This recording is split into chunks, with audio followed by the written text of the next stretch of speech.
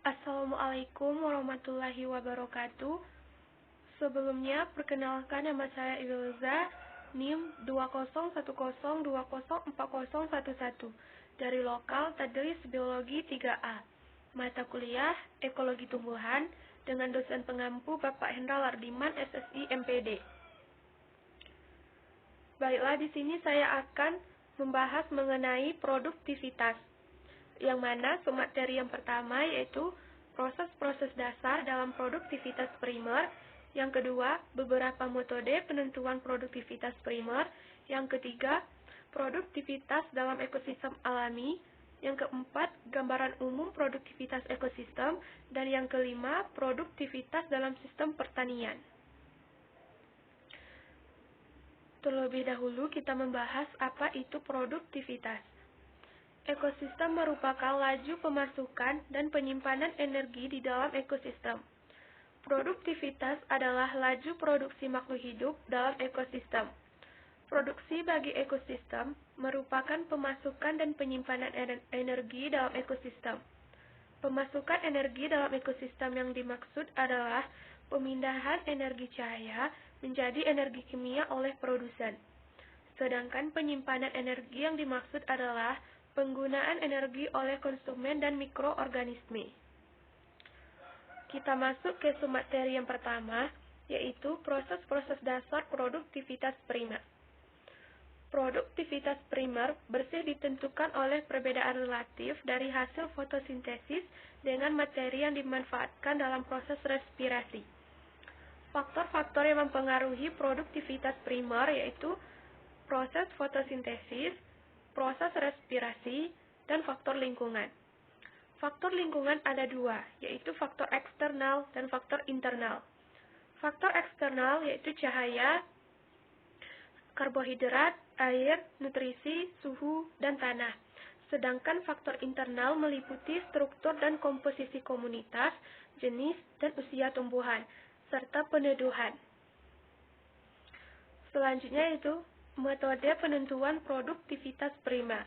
Yang pertama itu A. Metode penuaian, B. Metode penentuan oksigen, C. Metode pengukuran karbon dioksida, D. Metode radioaktif, E. Metode klorofil. Metode penuaian. Cara ini ditentukan berdasarkan berat pertumbuhan dari tumbuhan. Dapat dinyatakan secara langsung berat keringnya kalori yang terkandung, tetapi keduanya dinyatakan dalam luas dan periode waktu tertentu. Metode ini mengukur produktivitas primer bersih. Metode penuaian ini sangat cocok dan baik pada ekosistem daratan dan biasanya untuk vegetasi yang sederhana. B. Metode penentuan oksigen. Oksigen merupakan hasil sampingan dari fotosintesis, sehingga ada hubungan erat antara produktivitas dengan oksigen yang dihasilkan oleh tumbuhan. Tetapi, harus diingat sebagian oksigen dimanfaatkan oleh tumbuhan tersebut dalam proses respirasi, dan harus diperhitungkan dalam penentuan produktivitas. Metode pengukuran karbon dioksida.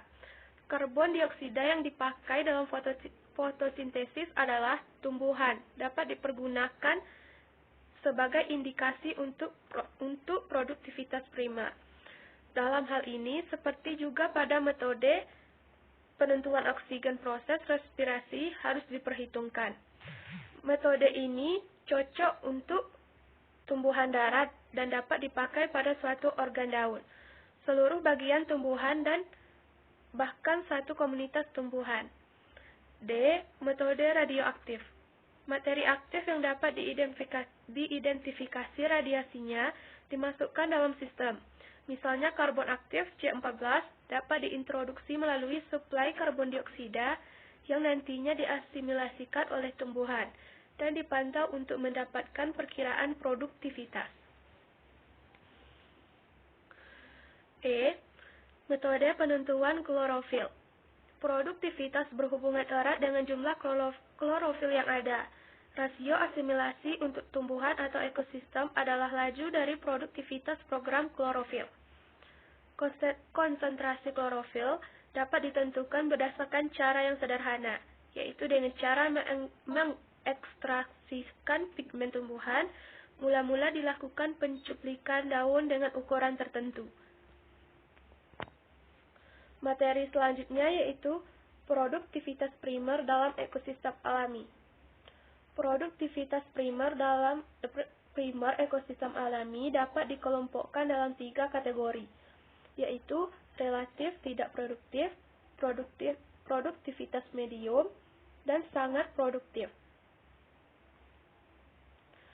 Selanjutnya yaitu gambaran umum produktivitas ekosistem.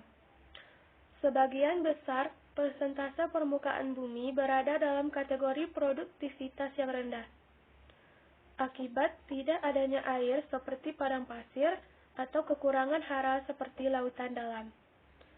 Produktivitas lautan pada kenyataannya lebih rendah daripada produktivitas daratan. Ekosistem yang paling produktif adalah ekosistem terbuka, memiliki komunikasi yang intensif terhadap ekosistem lainnya. Adanya masukan. Selanjutnya yaitu produktivitas dalam sistem pertanian. Produktivitas merupakan kemampuan atau daya dukung lahan pertanian dalam memproduksi tanaman. Produktivitas merupakan kemampuan tanah untuk menghasilkan produksi tanaman tertentu.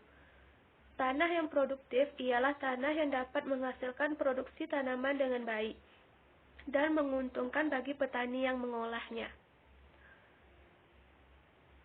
Sekian materi yang dapat saya sampaikan. Saya tutup dengan wabillahi taufiq walhidayah. Wassalamualaikum warahmatullahi wabarakatuh.